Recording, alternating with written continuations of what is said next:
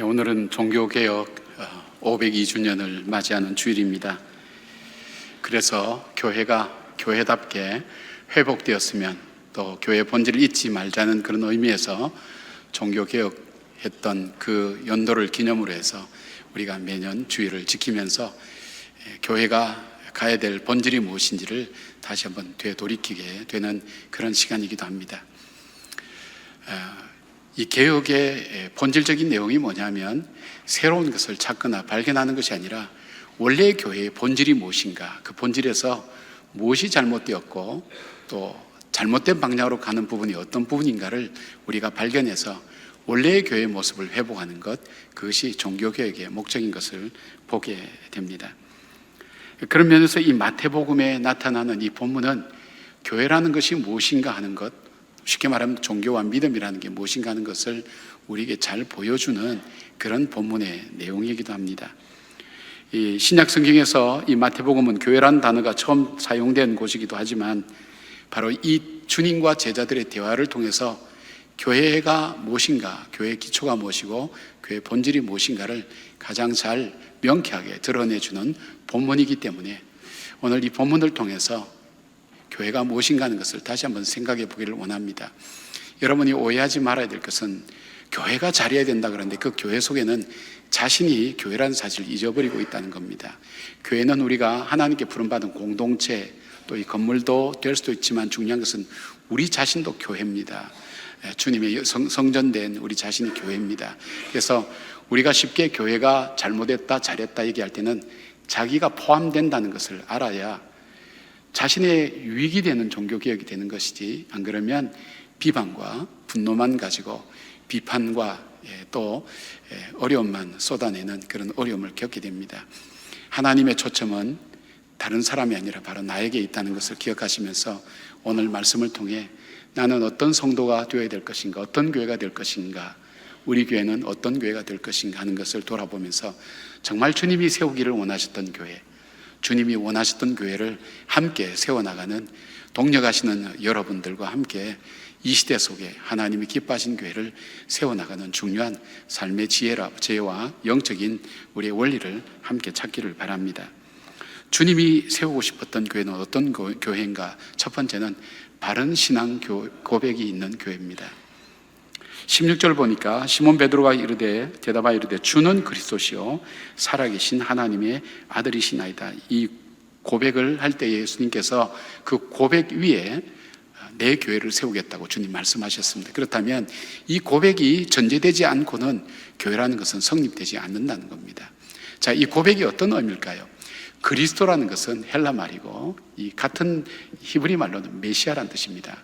그러니까 예수님은 이름을 말하고요. 예수님, 당신은 나의 메시아입니다라는 그 고백입니다. 이 고백이 왜 또 의미가 있는가 하면 이 가이사라 빌립보 지방은 어떤 곳인가 하면 이 로마의 그 분봉왕이었던 헤롯 빌립이 자기 이름과 가이사 황제 이름을 붙여서 가이사라 빌립보라고 이름을 지었습니다. 그런데 황제 이름을 부르는 그 도시에서는 반드시 황제 이름에 걸맞는 크기와 그리고 규모와 시설이 되어 있어야 됩니다. 특별히 거기에는 이 도시의 중앙에 황제의 신상을 세우고 사람들로 하여금 로마 황제야말로 우리의 신이라는 그 고백이 보편화되고 일반적으로 받아들여지고 있는 그곳에 가셔서 주님께서 묻는 내용이 너희는 나를 누구라 하느냐 할 때 베드로가 그 대답했다는 것은 굉장히 의미심장한 그런 상황 설정이 되는 겁니다. 근데 그리스도라는 것은 원래 기름 부음을 받다라는 그런 의미입니다. 이스라엘 백성들이 자기들의 삶과 관련된 직업의 사람들을 세울 때에는 이 양각 나팔에 기름을 넣어서 그 머리에 부었습니다. 그분들이 누군가 하면 왕을 세울 때, 제사장을 세울 때, 그 다음에 선지자를 세울 때 그렇게 양각 나팔에 기름을 부었습니다. 그분들은 자기의 삶에 굉장히 중요한 분들입니다. 왜냐하면 우리는 약하니까 우리를 보호해주고 우리가 경배하고 찬양할 만한 그런 가치가 있는 분, 또 인생을 살면서 우리가 살면서 우리에게 다가오는 어깨의 모든 짐들, 인생의 짐들, 죄의 짐들을 대신 이것을 하나님 앞에서 대신 다 사해주고 우리로 하여금 가볍게 해줄 수 있는 그 제사장, 그리고 인생의 갈림길에서 우리가 어떻게 살아야 될 것인가, 어디로 가야 될 것인가 알지 못할 때 나의 삶의 생사화복을 주관하시고 그리고 이 역사의 주인 되시는, 우리 삶의 주인 되시는 그 하나님께서 우리에게 어떻게 살기를 원하시는가 하는 것을, 주님의 뜻을 그대로 전해줄 수 있는 그 선지자라는 것은 그들의 삶에서는 꼭 필요한 그런 분들이었습니다. 근데 이분들을 구했습니다. 이분들을 통해서 살아갑니다. 그런데 가만히 살다 보니까 왕은 자기들이 원하던 왕이 아니었습니다. 제사장들도 자기들이 원하는 제사장이 아니라 이 백성들에게 더 많은 짐만 메우는 그런 제사장이었고, 선지자도 정말 하나님 말씀 전하는 것이 아니라 자기의 지식과 자기 이익을 따라서 하나님의 뜻이라고 이야기하는 그 사람들로 인해서 이스라엘 백성들은 너무나 고통스러웠습니다. 그래서 이스라엘 백성들이 마음으로 간절히 기도했습니다. 하나님, 우리가 정말 참으로 섬길 왕, 그분은 능력을 갖고 계셔서 우리를 도와주실 수 있는 그 왕을 정말 보내주십시오. 정말 하나님, 정말 우리의 죄의 짐과 우리가 이 땅을 살아가면서 얻는 모든 짐을 대신 짊어져 줄 수 있는 그분, 그 제사장 그분을 보내주십시오. 그리고 우리가 인생의 갈림길에서 우리가 살아가는 삶 속에 어디로 가야 될지 알지 못할 때 우리에게 그 주님의 길을, 하나님의 길을 알려줄 수 있는 참된 선지자를 보내주십시오라고 기도를 많이 해왔습니다. 그래서 하나님께서 보내시겠다고 약속한 그분을 이 사람들은 메시아라고 부릅니다. 그분이야말로 메시아라고, 쉽게 말하면 우리의 참된 왕이요, 우리의 참된 제사장이요, 참된 선지자 되신 그분, 그 메시아가 우리에게 보내질 거라는 그 소망을 가지고 그들은 기도하고 있었습니다. 그런데 오늘 베드로가 자기와 함께 먹고 자고 함께 생활하던 그 예수님을 향해서 황제가 당연히 신이라고 그 인정하고 받아들이는 그 문화와 환경 속에 있는 그 장소에 가서 예수님은 나의 왕입니다. 예수님은 나의 제사장입니다. 예수님은 나의 선지자입니다. 그 고백을 한 것입니다. 예수님이 그렇게 말씀하시죠. 그거는 네 인간적인 이성이나 인간적인 생각 가지고는 할 수 있는 고백이 아니다. 하나님께서 너에게 정말 은혜를 주셔서 그 고백을 하게 하셨다고 그렇게 예수님께서 칭찬하시는 걸 보게 되죠. 우리의 신앙 고백이 그거 아닙니까, 여러분? 우리가 예수님을 믿는다고 할 때 믿음의 내용과 믿음의 대상이 우리 하나님인데 그 하나님이 어떤 분인가, 우리가 믿는 내용이 뭔가, 그 예수님을 우리가 나의 왕입니다라고 믿는 겁니다. 정말 그 왕은 내가 경배하고 섬길 만한 가치가 있는 분, 그만한 자격이 있는 분, 그리고 그 왕은 힘과 권능을 갖고 계셔서 우리를 다시 일으켜 세우고 회복시키고 보호하시고 인도하시는 바로 그 하나님이라는 사실, 그 사실을 우리가 고백하지 않습니까? 다윗 같은 사람은 그가 기가 막힐 웅덩과 수렁이 속에서 인생을 똑바로 살아갈 수 없었지만 그는 하나님을 자기의 반석으로 믿었습니다. 그렇기 때문에 그는 하나님을 믿는 그 믿음의 반석 위에 서서 그 인생이 흔들리지 않고 걸어갈 수 있었습니다. 다윗뿐만 아닙니다. 하나님을 자기 왕으로 섬겼던 모든 사람들이 왕 대신 하나님을 참으로 경배했고 그 왕에게 복종했고, 그리고 왕 대신 그 주님 때문에 자기의 삶이 흔들리고 어려울 때도 그것 바라보지 않고 자기를 굳건히 붙드시고 함께 하시는 그 왕 대신 주님을 믿고 담대하게 어려운 환경들을 헤쳐나가며 자기 삶의 목적과 사명을 이루는 삶을 살 수 있었던 사람은 그 하나님을 자기의 왕 대신 하나님으로 받아들였기 때문입니다. 우리가 기도하고 예배드리는 것은 뭡니까? 그 예수님을 제사장으로 우리가 믿지 않습니까? 자신이 친히 제물이 되셔서, 하나님 앞에 친히 제물이 되셔서 우리의 모든 죄와 허물을 다 뒤집어 쓰시고 그 피값을 흘리셔서 우리의 죄를 다 사해 주셨습니다. 우리 짐을 쉽고 가벼운 것으로 바꾸어 주셨습니다. 그리고 우리로 하여금 은혜의 보좌 앞에 담대히 나가게 하셨습니다. 우리가 하나님 앞에 기도하고 간구하고 하나님께 부르짖을 때 그 제사장 되신 주님께서 우리의 죄를 씻어주시고 용서해 주시고 우리의 짐을 가볍게 하고 우리 인생의 짐을 가볍게 하면서 하나님 앞에, 하나님 보좌 앞에 담대히 나가게 만들고 그 하나님과 만날 수 있도록, 교제할 수 있도록 우리의 모든 것을, 우리의 허물과 죄를 다 씻어주시는 그분이 바로 예수 그리스도라는 그 믿음 때문에 우리가 기도하고 그분께 회개하고 그분께 고백하지 않습니까? 그리고 우리는 인생을 살아가면서 인생의 갈림길을 설 때가 얼마나 많은지 모릅니다. 많은 지식이 있어도, 많은 지혜가 있고 경륜이 있어도 우리 삶의 최고의 결정이 최악의 결정이 되고 최악의 결과로 우리에게 돌아올 때가 얼마나 많습니까? 그러다 보니까 우리 자신을 믿지 아니하는, 못 믿는 겸손함이, 할 수 없는 겸손함일지 모르겠지만 우리 마음속에 찾아온 겁니다. 내 의지와 내 주장, 내 기준이 분명해서 지금까지 내가 이렇게 살아왔지만, 살면서 쉽게 말하면 철이 들면서 내가 아는 것이 다가 아니구나. 그리고 내가 아는 것, 이 세상이 얘기하는 그 외에 정말 무엇인가 다른 것이 있구나. 그렇게 해서 찾은 것이 우리 주님의 말씀 아닙니까? 그래서 이 말씀을 내 인생의 기준으로 삼습니다. 이 말씀을 따라 살아가고, 이 말씀을 따라 환경도 바꾸고, 이 말씀을 따라 나를 쳐서 복종시키는 것, 그것이 바로 이 선지자 되신 주님을 믿는 것 아닙니까? 이 고백이 우리 속에 될 때 이것이 교회가 되는 겁니다. 이 고백을 하는 공동체가 모여서 교회가 되는 겁니다. 이 고백이 없으면 교회가 될 수가 없습니다. 진정한 교회라는 것은 이 고백이 있어야 됩니다. 그냥 사람들이 모여서 예배하고 헌금 거두고 착한 일하고 좋은 일하고, 이건 교회가 아닙니다. 그는 좋은 단체일 수는 있지만 진정한 교회는 바로 우리의 신앙 고백, 그 고백 위에 주님이 교회를 세우신다 했으니까, 예수님이 나의 왕이 되십니다. 예수님이 나의 구세주 되십니다. 예수님이 나의 선지자 되십니다. 나의 제사장 되십니다. 그 고백을 진실로 받아들이고 예배를 드릴 때에도, 우리가 기도할 때에도 그 고백이 우리 속에 있기 때문에 그 주님이 나의 모든 죄의 짐을 짊어지시고 나의 기도를 들으시고 나를 지키시고 보호하실 그 능력을 가지신 분이라는 그 믿음 때문에 오늘도 우리가 예배를 드리는 겁니다. 그것이 바로 주님께서 가장 기뻐하시고 세우기를 원하신 교회입니다. 그렇지 못한 사람, 그렇지 못한 교회가 적지 않기 때문에 그렇습니다. 우리 교회는 과연 이 고백 위에 서 있는가? 저와 여러분은 이 고백 위에 서 있는 믿음의 사람들인가 하는 것을 다시 되새겨 보기를 바랍니다. 두 번째로 주님께서 원하시는 교회가 무엇인가? 주님이 주인 되시는 교회입니다. 18절 보니까, 또 내가 내게 이르노니 너는 베드로라. 내가 이 반석 위에 내 교회를 세우리니 음부의 권세가 이기지 못하리라 되어 있어요. 이 반석 위에 내 교회를 세운다 그랬어요.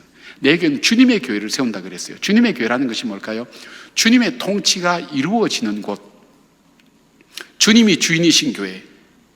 여러분, 우리도 우리 게 아닙니다. 그죠? 우리 게 아닙니다. 내 안에, 내 삶 속에, 내 마음 속에 나의 이성과 나의 지성과 나의 감성과 나의 의지가 주님의 통치가 이루어지는 곳이 되어야 내가 주님의 것이 됩니다. 내 가정도 내 마음대로 이끌어가는 것이 아니라 주님이 통치하시는 내 교회도, 이 나라도, 이 민족도. 근데 주님의 통치가 직접적으로 실현되고 적용되는 것이 교회입니다. 세상은 받아들이지 않습니다. 세상의 왕을 찾지만 우리는 그 주님을 왕으로 찾기 때문에 주님의 통치가 우리 안에서 이루어지는 바로 이것이 바로 주님의 교회입니다. 자기 주장이 먹히고 자기의 생각하는 이론과 생각과 판단이 옳다고 생각하면서 교회 안에 관철시키려 하는 사람들이 적지 않습니다. 그러나 그 사람은 자신의 주인이 주님인 것을 정말 어떤 의미에서 보면 믿지 않는 사람인 것을 우리는 보게 됩니다. 진정으로 믿는다면 내 자신 속에 주님이 통치하시는 그런 내 자신이 되게 하십시오. 이 교회도, 내 가정도 주님이 통치하시는 교회가 되십시오. 그리고 그것을 실제 삶에서, 내 구체적인 삶을 통해서 복종하고 나타내는 바로 그 삶, 주님이 내 삶의 주인인 것을 드러내는 증인된 삶, 그것이 바로 주님이 주인이신 교회입니다. 주님의 절대 주권이 이루어지고 주님의 말씀이 유일한 권위가 되고 주님의 원하심이 가장 중요한 삶의 목표와 기준이 되는 것이 바로 교회라는 것입니다.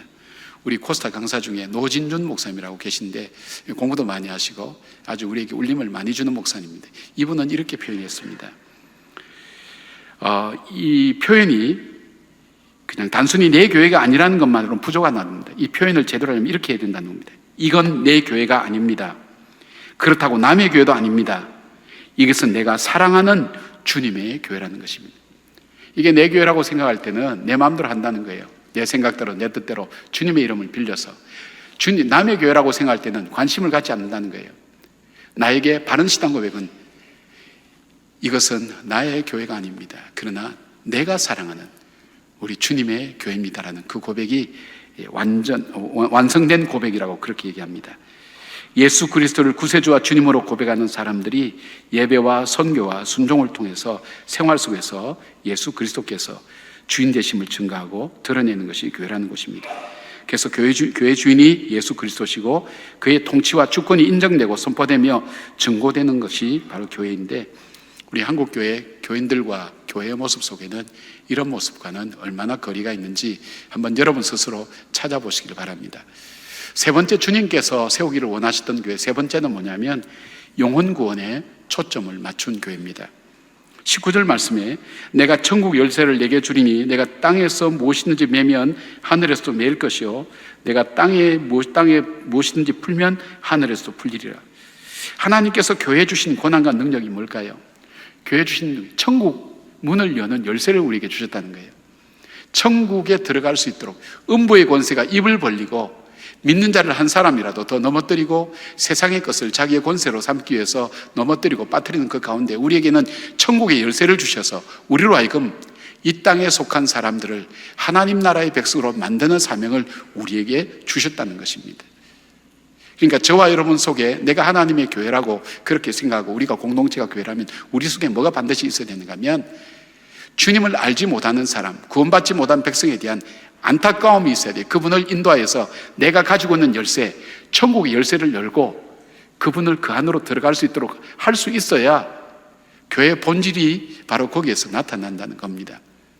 교회는 여러 기능과 역할을 합니다. 구제의 역할도 하고 사랑도 하고 사람들을 길러내기도 하고 그 다음에 잘 교제하면서 사람들이 치유도 되는 그런 역할을 합니다. 그러나 교회의 본질적인 부분은 그게 아닙니다. 본질은 영혼 구원에 초점 맞춰야 됩니다.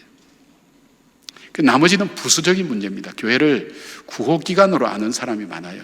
교회가 구제해야 된다고. 중요합니다. 구제하는 거 중요하죠. 그것이 교회의 본질처럼 얘기하는데 그건 잘못 알고 얘기하는 겁니다. 성경은 그렇게 말씀하지 않습니다. 오늘 이 말씀 속에는 너에게 천국 열쇠를 주었다. 그리고 열쇠를 가지고 음부의 권세가 역사하지고 이기지 못하도록 바로 그 사람을 한 사람 한 사람 주님의 사람으로 천국 백성으로 만드는 일을 우리에게 맡겨주셨다는 것. 그 일 때문에 그리고 주인 되신 그 주님이 가난하고 어려운 이웃을 도우라 하시기 때문에 순종하기 때문에 또 복음을 전하고 그 사람들이 예수 믿는 사람으로 갈 수 있도록 우리가 관심을 갖고 사랑을 하고 그에게 다가가는 그 일 때문에 우리가 섬기고 사랑하는 것이지 그것 자체가 교회에 될 가장 본질적인 것은 아니라는 것을 여러분이 아셔야 됩니다. 음부의 권세가 이기지 못하고 또 주관 영혼을 하나님께로 인도하는 바로 그 교회가 교회다운 교회라는 것을 여러분이 기억하셔야 됩니다. 세상의 것으로 더 포장하면서 본질이 흐려지게 되는 경우가 많습니다.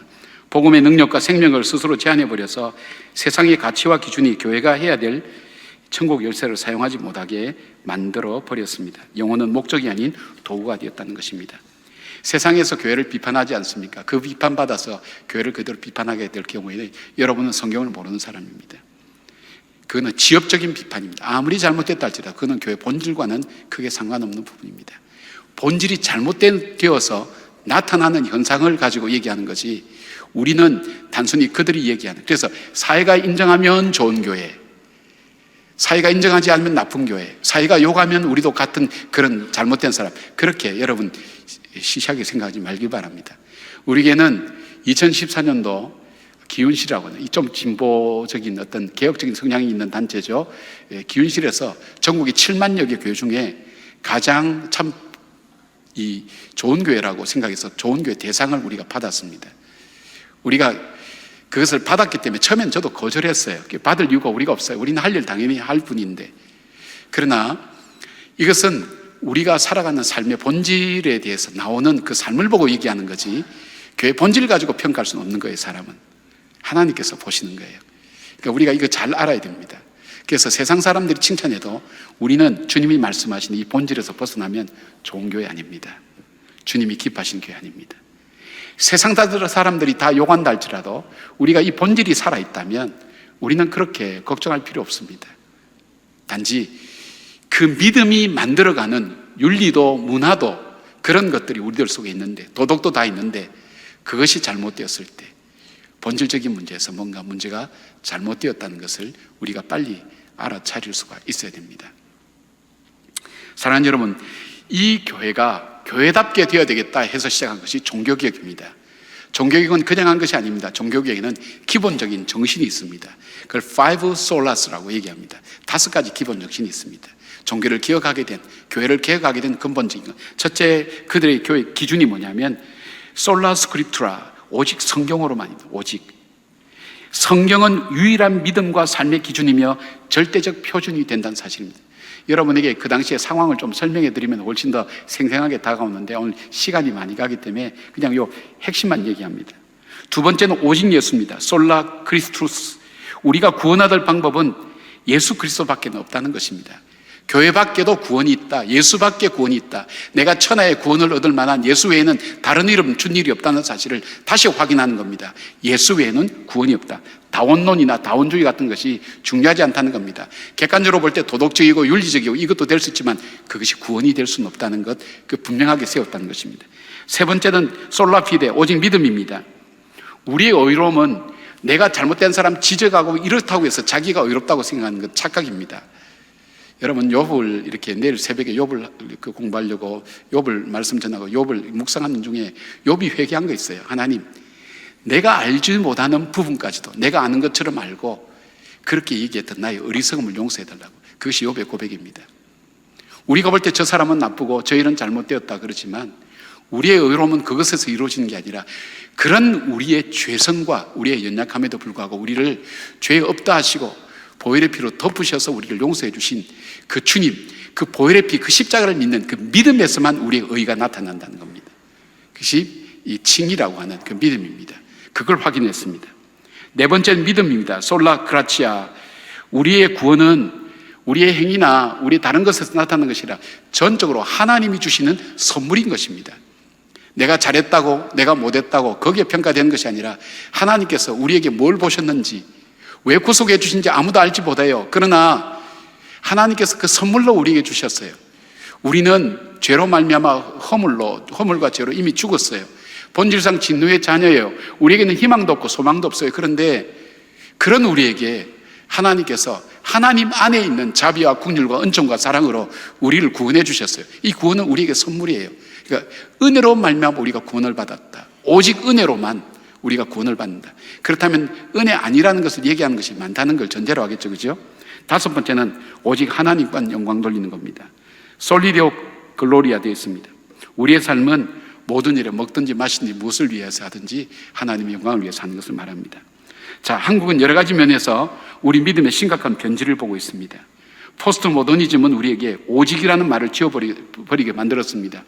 포스트 모더니즘의 가장 큰 특징이 상대주의입니다. 절대적인 것은 없다, 이 세상에. 그러니까 하나님도 절대적인 존재가 아닙니다. 세상에 하나밖에 없는 건 아니다, 다양하다. 그게 다원주의라는 게 나오게 되면서 우리의 하나님에 대한 절대주권, 오직이라는 이 단어를 지워버렸습니다. 다원주의와 인본주의는 다양한 원리와 철학과 신학을 가지고 인간의 윤리와 도덕을 강조하고 인간의 인권을 강조하면서 그리스도만으로 구원을 얻는다는 사실을 부정하고 있습니다. 성경이 유일한 삶의 기준과 표준이 되어 있지 않습니다. 실용주의와 현실과 물질주의에 이미 우리가 젖어버려서 그 기준 가지고 우리가 세상을 바라보고 교회를 바라보고 사는 삶 속에는 진정한 우리의 의미 속에서 신앙과 믿음은 정말 변질되어 있다고 봐야 됩니다. 하나님께만 영광이 아니라 사람들은 자기 영광을 위해서 살아갑니다. 자연스럽게 교회는 하나님의 통치가 이루어지는 것이 아니라 세상의 정신과 흐름들이 지배하게 됩니다. 전에는 교회 안에 있는 하나님을 향한 이 믿음이 만들어가는 문화와 믿음이 만들어가는 윤리와 도덕이 세상 속에 흘러들어가서 세상을 변화시켰는데 이젠 세상의 생각이 들어와서 교회를 바꾸려고 지금 하고 있다는 것을 우리가 경계하며 정말 우리 속에 이 본질을 붙들고 이 본질이 만들어가는 문화와 사회와 역사를 우리가 다시 하나님 앞에 세워나가는 그 믿음의 고백들이 우리들 속에 있어야 됩니다. 주님이 주인이 아니라 인간의 행복과 쾌락이 주인이 되어버렸습니다. 영혼의 관심은 점점 식어져 갑니다. 한국교회 화두가 뭡니까? 세습, 물질주의, 도덕적 타락.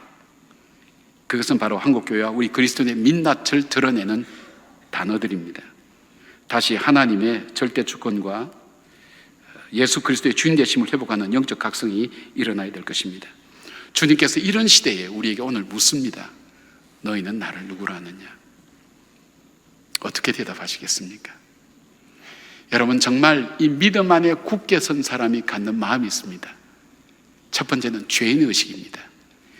나는 정말 구원받지 못할 죄인이라는 사실을 자기가 인정하고 받아들이는 겁니다. 그래야 예수 그리스도를 받아들이지, 그렇지 않으면 이게 인정이 안 되면 예수 그리스도를 진정으로 나의 구세주와 주님으로 받아들일 수 없어요. 내가 구원받을 수 있는데 다른 길로도 구원받을 수 있는데 예수 그리스도를 왜 받아들여요? 그죠? 나에게 대해서 절망적인 존재라는 선포를 해야 돼요. 나는 정말로 하나님 앞에서 바라볼 때 나는 죄와 허물로 이미 죽었다고, 본질상 진노의 자녀라고, 그 죄로 말미암아 죽음이, 사망이 우리에게 왔고 하나님 영광을 이루지 못하고 우리가 죽은 후에도 영원한 형벌 가운데 갈 수밖에 없는 것이 내 인생의 운명이었고, 나는 이런 운명을 알지만 나는 내 스스로 내 운명을 돌이킬 만한 능력과 아무런 자격이 없는 그런 절망적인 존재였다는 사실, 우리가 죄인이었다는 사실이죠. 이 사실이. 그런 마음을 갖고 있는 사람이 갖고 있는 마음은 뭘까요? 겸손함입니다. 남 이야기할 필요 없어요. 우리 속에 하나님을 향한 겸손함이 그 마음속에 있습니다. 두 번째는 뭘까요? 은혜의식입니다. 그런데 그런 나를 하나님께서 그 아들을 죽이면서까지 나를 구속해 주신 거예요. 이해할 수 없어요. 아무도 설명할 수 없어요. 하나님의 신비라고밖에는 얘기할 수 없어요. 왜 내가 그 구속의 대상이 됐는지 아무도 몰라요. 그러나 어쨌든 그 하나님의 은혜로 말미암아, 하나님께서 베푸신 그 자비로 말미암아 내가 구속함을 받았는데, 은혜의 베품의 대가가 자기 아들 독생자를 십자가에 못 박아 죽는 거예요. 내가 그토록 소중한 존재인가? 내가 그토록 가치 있는 존재인가? 천만의 말씀. 이것을 통틀어서 우리는 은혜라고 얘기합니다. 하나님의 전체가 은혜다. 그 은혜를 받은 사람이 갖고 있는 마음이 뭘까요? 감사의 마음입니다. 자, 그런 나를 구속해 주시고, 나를 구속해 주시고 하나님의 자녀 삼아 주신 그 다음에는 우리는 어떤 마음이 들어올까요? 하나님께서 나에게 사명을 주셨다는, 나에게 미션을 주셨다는 것을 우리는 깨닫게 됩니다. 사명이 있는 사람은 내가 살아가는 삶 속에 밥을 짓더라도, 학교를 다니더라도, 막노동을 한다 할지라도 사명이 있는 사람은 삶이 다릅니다. 그 속에는 주님을 위해서 영광을 올려드립니다. 그리고 뭐 있습니까? 헌신과 희생과 삶의 진정한 열정이 그 속에 찾아볼 수가 있습니다. 자기 일의 열정이 아니라 주님이 내게 주신 사명의 열정을 가지고 살아갑니다. 종교개혁주의를 맞이하면서 하나님의 관심은 한국교회 전체, 그리고 우리 교회, 어떤 교회, 그 교회가 문제가 아니라 하나님의 관심은 바로 저와 여러분입니다. 우리 교회입니다. 우리에게 오늘 이 종교개혁을 통해서 우리가 다시 회복해야 할 것이 있다면 죄의식의 겸손함, 은혜의식의 감사, 그리고 하나님께서 내게 사명을 주셨다는 미션을 받은 사람의 열정과 헌신이 내 안에서 다시 회복되고 살아나는 그런 예배가 되고, 그것을 돌아보는 절기가 되고, 또 터닝포인트의 어떤 새로운 어떤 전환점이 만들어지는 그런 계기가 되는 것, 그것이 바로 오늘 종교개혁주일 예배를 드리는 의미라고 그렇게 생각합니다. 사랑하는 여러분, 말씀을 다시 회복하시길 바랍니다. 예수로만 우리가 구원받는 건 믿으시길 바랍니다. 그리고 은혜로만 우리에게 주신 하나님의 선물이라는 것을 기억하시면서 우리에게 주신 하나님의 그 큰 구원을 우리가 찬양하고, 우리의 왕 되시고 제사장 되시고 선지자 되신 그 주님을 고백하는 그 믿음이 우리가 살아가는 삶의 현장에서 능력과 권세로 나타나고, 삶의 윤리와 도덕이 만들어지고 문화가 만들어져서, 여러분 프로테스탄티즘과 자본주의라는 그 책에 보면 바로 그런 종교개혁을 통해서 영향 준 것이 뭐냐면 직업관과 그리고 소명의식에 결정적인 영향을 주었습니다. 세계의 역사가 바뀌는 굉장히 중요한 변혁이 일어난 것처럼 우리 속에 이 신앙의 변화가 이 어두운 역사를 새롭게 바꾸고 하나님이 기뻐하신 역사로 만들어가는 놀라운 일에 쓰임받는 마중물이 저와 여러분 되기를 바랍니다. 아멘. 기도하겠습니다. 감사합니다 주님, 고맙습니다 주님. 진정한 종교개혁이 내 내면에서부터 일어나게 하시고 영혼의 구원이 하나님께 있음을 다시 고백하는 그 주님이 나의 왕이요 나의 제사장이요 나의 선지자 되시며, 그 주님이 나의 주인 되시는 그 통치권이 내 삶 속에 일어날 수 있는 철저한 복종과 섬김과 사랑과 예배와 그리고 주님 앞에 헌신하는 그 믿음의 마음들이 우리 속에 다시 회복되게 하시고, 세상의 흐름 앞에 휩쓸려가는 저희들이 아니라 말씀 붙들고 새로운 역사를 만들어가는 주의 성도들 되게 하여 주시옵소서. 예수님의 이름으로 기도드립니다. 아멘.